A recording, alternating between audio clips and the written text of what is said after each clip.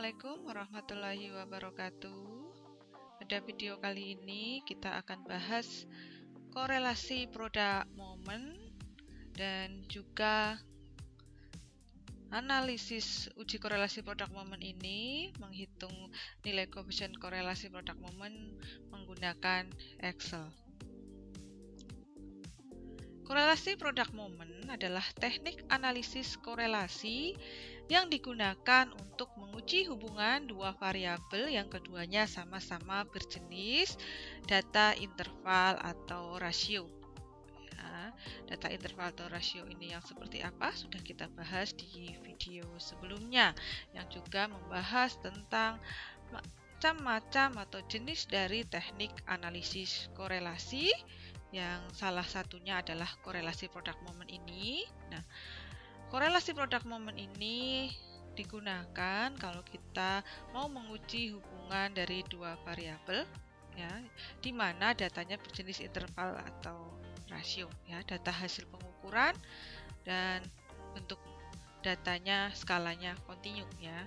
Nah, contoh dari analisis korelasi produk momen ini, misalkan kita mau mencari hubungan atau koefisien korelasi antara nilai matematika dengan nilai fisika yang diperoleh oleh siswa. Ya, ini dua datanya sama-sama berjenis interval, ya. Kegunaan dari analisis korelasi produk momen ini antara lain untuk menyatakan ada atau tidaknya hubungan antara variabel X dengan variabel Y. Selain itu, kita bisa gunakan analisis korelasi produk momen ini untuk menyatakan besarnya sumbangan atau besarnya hubungan antara variabel X dan variabel Y yang nanti bisa kita nyatakan dalam bentuk persen. Asumsi yang harus dipenuhi kalau kita mau menganalisis korelasi produk momen, yang pertama datanya harus berdistribusi normal. Jadi sebelum kita menguji hubungan antara dua variabel menggunakan korelasi produk momen ini, datanya harus kita uji dulu berdistribusi normal atau tidak menggunakan uji normalitas yang di video sebelumnya saya berikan contoh menggunakan uji reverse, ya. Kenapa kok harus diuji normalitas, ya? Karena korelasi produk momen ini termasuk dalam analisis statistika parametrik, ya. Artinya rumus-rumus itu diturunkan dari distribusi normal, ya, asumsi distribusi normal. Maka datanya harus berdistribusi normal. Kalau tidak normal berarti kita tidak bisa menggunakan analisis korelasi produk momen ini. Jadi nanti bisa dicari bentuk analisis lain dalam statistika non parametrik. Kemudian yang kedua, variabel yang digunakan mempunyai data linear. Yang ketiga, variabel yang dihubungkan mempunyai data yang dipilih secara acak, ya, sampelnya harus dipilih secara acak. Kemudian yang keempat, variabel yang dihubungkan mempunyai pasangan yang sama dari subjek yang sama pula, atau variasi skor variabel yang dihubungkan harus sama, ya, maksudnya variasi skornya. Jadi kalau misalkan variabel X skornya rentangnya antara 0 sampai 100, maka nilai di variabel Y-nya juga rentang nilainya juga harus sama antara 0 sampai 100. Kalau ternyata beda, berarti bisa dikonversi terlebih dahulu ke dalam variasi skor yang sama. Kemudian yang kelima, variabel yang dihubungkan mempunyai data interval atau rasio. Tadi sudah saya jelaskan, ya. Kemudian langkah-langkahnya, yang pertama kita tuliskan hipotesis yang akan diuji dulu, ya. Hipotesis H0-nya apa, HA-nya apa dalam bentuk kalimat, kemudian juga dalam bentuk statistiknya, ya, statistik ujinya yang diuji itu apa. Kemudian buat tabel penolong sebagai berikut, ya, nomor responden atau nomor sampelnya. Kalau kita penelitian di sekolah, misalkan sampelnya siswa ya, ini di kolom pertama ini siswa yang pertama, siswa yang kedua gitu ya. Kemudian nilai variabel X-nya berapa, nilai variabel Y-nya berapa dari masing-masing siswa ini ya. Datanya berpasangan ya, berpasangan itu maksudnya siswa nomor 1 variabel X-nya berapa, variabel Y-nya berapa. Jadi X dan Y di sini ini dalam satu baris ini data berpasangan punya satu orang. Kemudian cari X kali Y-nya, berarti yang di sini kali sini X kuadrat, nilai X-nya dikuadratkan, tuliskan sini. Y kuadrat berarti nilai Y-nya yang di sini dikuadratkan, tulis di sini. Kenapa kok kita butuh tabel penolong seperti ini? Karena koefisien korelasi yang biasanya disimpulkan dengan nilai RXY ini rumusnya adalah ini ya. Jadi kita butuh nanti sigma atau jumlah ya dari X kali Y ya. N itu banyaknya sampelnya berapa dikalikan jumlah dari variabel X yang dikalikan dengan variabel Y. Jadi yang di sini dijumlahkan, kemudian yang ini sigma X atau jumlah dari variabel X yang di sini, jumlah variabel Y nanti jumlah yang di sini, kemudian sigma X kuadrat berarti jumlah yang di sini ya, jumlah dari X kuadrat yang masing-masing sudah dikuadratkan. Yang ini ya, jumlah masing-masing X yang dikuadratkan, kemudian yang ini ya, yang sigma X dikuadratkan berarti jumlah dari variabel X ini baru dikuadratkan ya.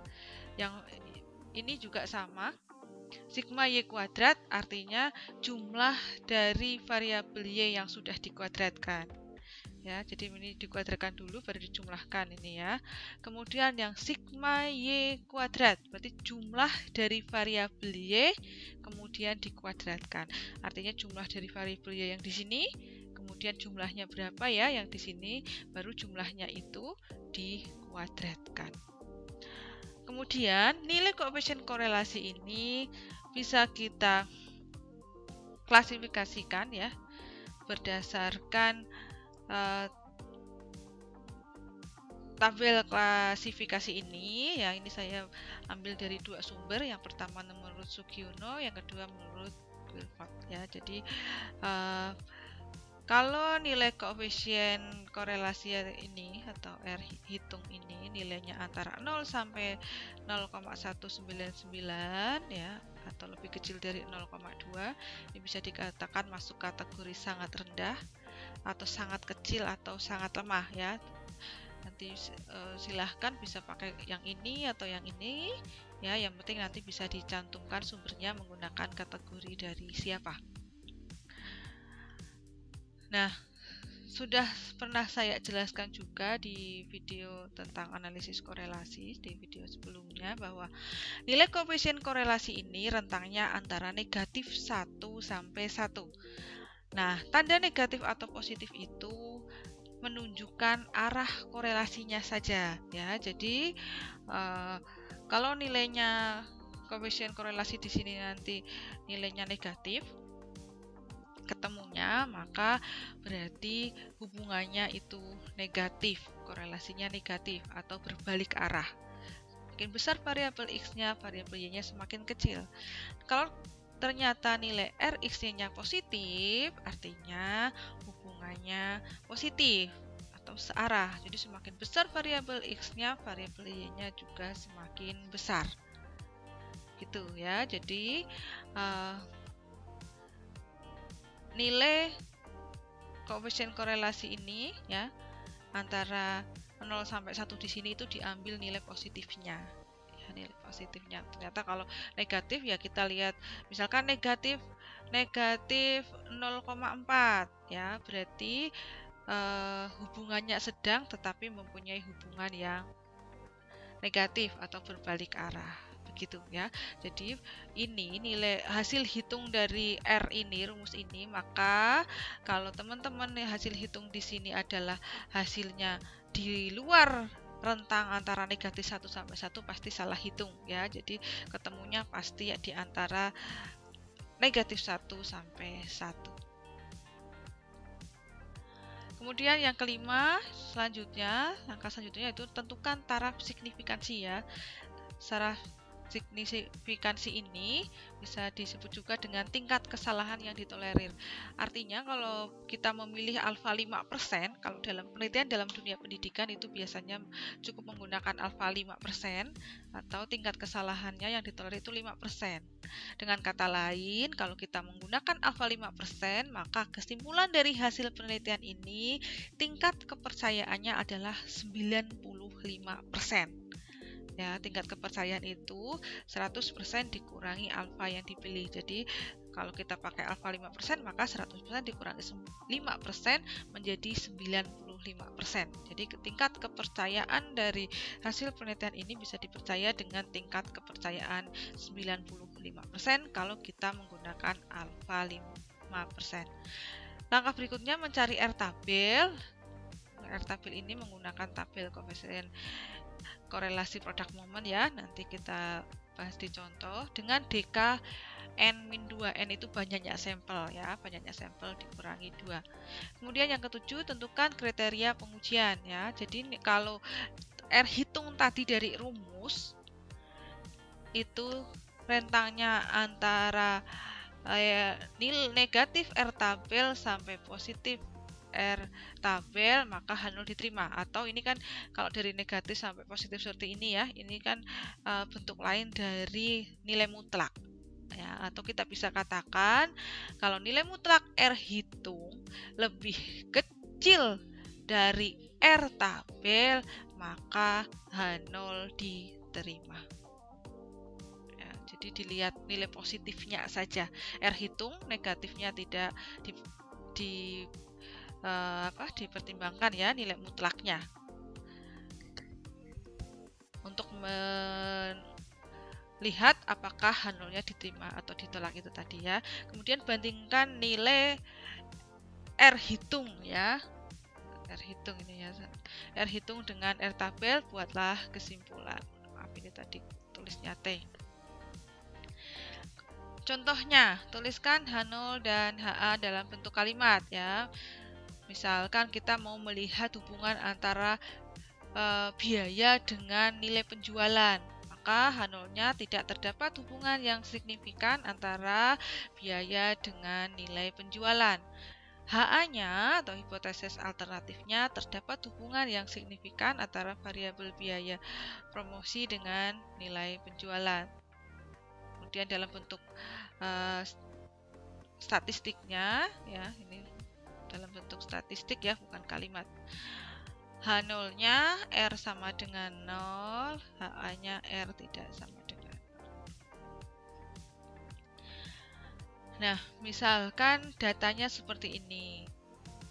Nilai penjualannya, ini variabel Y-nya, biaya promosinya ini ya. Jadi dengan biaya promosi 20, nilai penjualannya 64. Dengan biaya promosi 16, nilai penjualannya 61. Pada saat biaya promosi 34, nilai penjualannya 84 dan seterusnya. Ya, ini kita buat tabel penolong seperti ini. Nah, ini kita lihat cara menghitungnya dengan Excel. Contoh perhitungannya menggunakan Excel ini ya. Jadi ini rumusnya ini.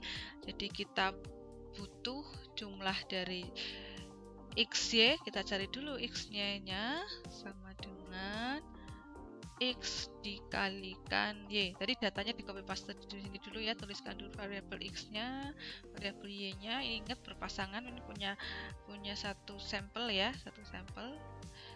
X dan Y-nya, jadi harus selalu berpasangan. Ini kali ini. Nah, ini tinggal kita tarik ke bawah dengan rumus yang sama ya, ini. Kemudian X kuadrat. X kuadrat berarti ini dikuadratkan atau pangkat 2 ya. Yang di situ dipangkatkan 2. Tarik ke bawah. Dan yang ini sama dengan Y kuadrat, berarti ini ya Y pangkat 2. Ini tarik ke bawah. Nah, sekarang kita lihat jumlahnya sama dengan sum ya, jumlah dari variabel X ini ya. Oke, karena sama semua ya, 8 kita tarik aja. Oke, ini ya, jadi sigma X nya sama dengan ini ya, sigma X jumlah dari variabel X, sigma Y nya ini dari variabel Y, sigma Y kuadrat sama dengan ini sigma X kuadrat ini ya, sigma X kuadrat berarti yang ini, kemudian sigma Y kuadrat berarti yang ini, sigma X kali Y berarti ini ya. Oke, jadi ini temu ini, kemudian kita cari Rxy nya. Rxy nya ini sudah muncul karena saya sudah buat rumusnya. Jadi untuk Rxy yang atas N kali sigma Xy dikurangi sigma X sigma Y, jadi ini ya, 8 kali ya. Kenapa 8? Karena N nya 8 ya, N nya 8 berarti sama dengan 8 kali sigma Xy, sigma Xy berarti kali ini ya, nih ya. Oke, saya ulangi saja biar lebih jelas. Sama dengan itu ya, ketik dulu di sini sama dengan ya, ini yang di atas dulu, berarti ini N-nya 8 dikalikan sigma Xy, sigma X-nya ini. Nah, dikurangi kurung ya, karena perkalian harus dikerjakan dulu. Sigma X ini dikalikan dengan sigma Y ini ya. Oke, enter ya. Jadi N kali sigma X dikurangi sigma X kali sigma Y, hasilnya ini ya, 3520. Kemudian yang bawah adalah akar dari N kali sigma X kuadrat dan seterusnya ini ya, ini rumusnya. Akar itu SQRT ya, SQRT ini, kemudian kurung buka. Nah, ini karena ini harus dikerjakan dulu berarti kurung lagi, dan ya akar darinya ini ya, kurungnya jadi 3, N-nya 8, jadi 8 kali sigma X kuadrat. Sigma X kuadrat itu ini ya, I5 ini, I5 sigma X kuadrat dikurangi sigma X dikuadratkan, sigma X jumlah dari X ini I3 ya, I3 pangkat 2. Kemudian kurung tutup ya, kurung tutup ini, kurung tutupnya yang pertama ini yang ungu untuk ini ke operasi ini, dan yang merah ini untuk operasi ini ya. Jadi ini dikalikan N ya, jadi harus pakai kurung buka dulu, bukanya untuk operasi yang ini, kemudian satu lagi untuk operasi yang ini, karena ini harus dikerjakan dulu.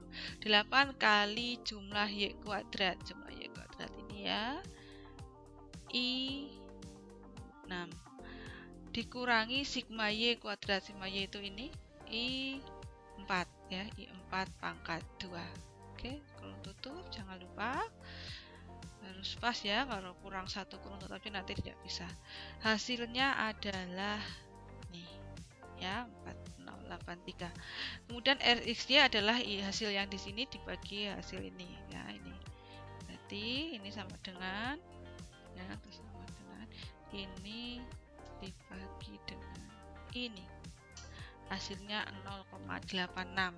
Rx nya ketemu 0,86.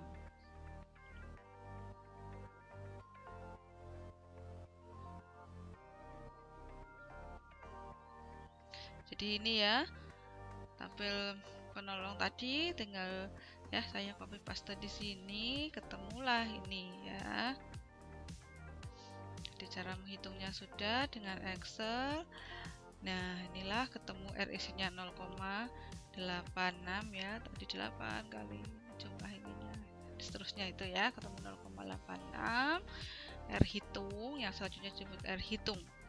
Nah, kemudian untuk taraf signifikasi ya, ini 5% ya, 5% atau 0,05. 5% itu kalau kita ubah ke dalam bentuk desimal ya, jadi 0,05. Kemudian R tabel. R tabel tadi sampelnya ada 8. Ya, maka DK-nya adalah 8 dikurangi 2. DK-nya adalah 6.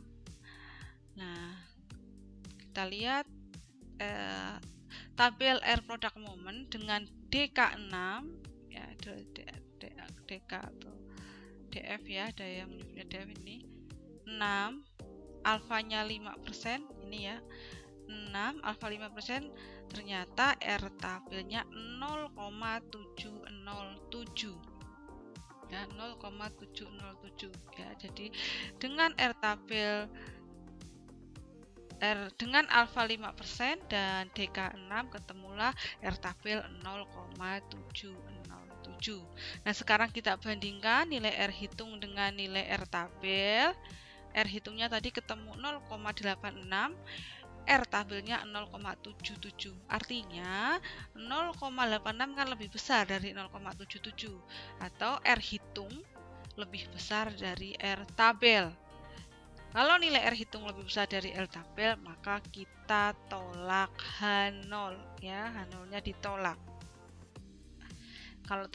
Kalau teman-teman misalkan analisis dan ini ditemukan R hitung lebih kecil dari R tabel, berarti H0-nya diterima ya merikanya. Tapi kalau di contoh ini nilai R hitungnya ternyata lebih besar dari R tabel.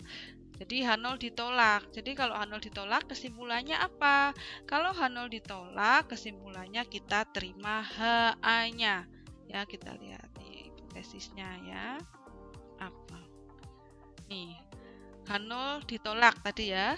Berarti kita terima HA-nya. Artinya terdapat hubungan yang signifikan antara biaya promosi dengan nilai penjualan. Jadi kesimpulannya bunyi HA-nya itu tadi.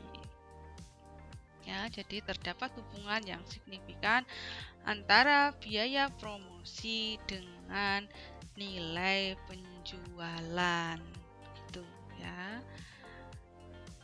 Nah, kemudian untuk menunjukkan seberapa besar sumbangan variabel X terhadap variabel Y-nya atau berapa besar hubungannya antara variabel X dan variabel Y-nya, kita bisa menghitung nilai koefisien determinan dengan rumus R kuadrat kali 100%. Ya, jadi tadi nilai koefisien korelasi RX-nya tadi dikadratkan, kemudian dikalikan 100%, itu adalah nilai atau besar hubungan antara variabel X dan Y-nya. Begitu teman-teman untuk materi analisis korelasi product moment, semoga bisa dipahami dan teman-teman bisa dengan mudah menganalisis hubungan antara dua variabel yang datanya berjenis interval atau rasio menggunakan Excel. Terima kasih. Assalamualaikum warahmatullahi wabarakatuh.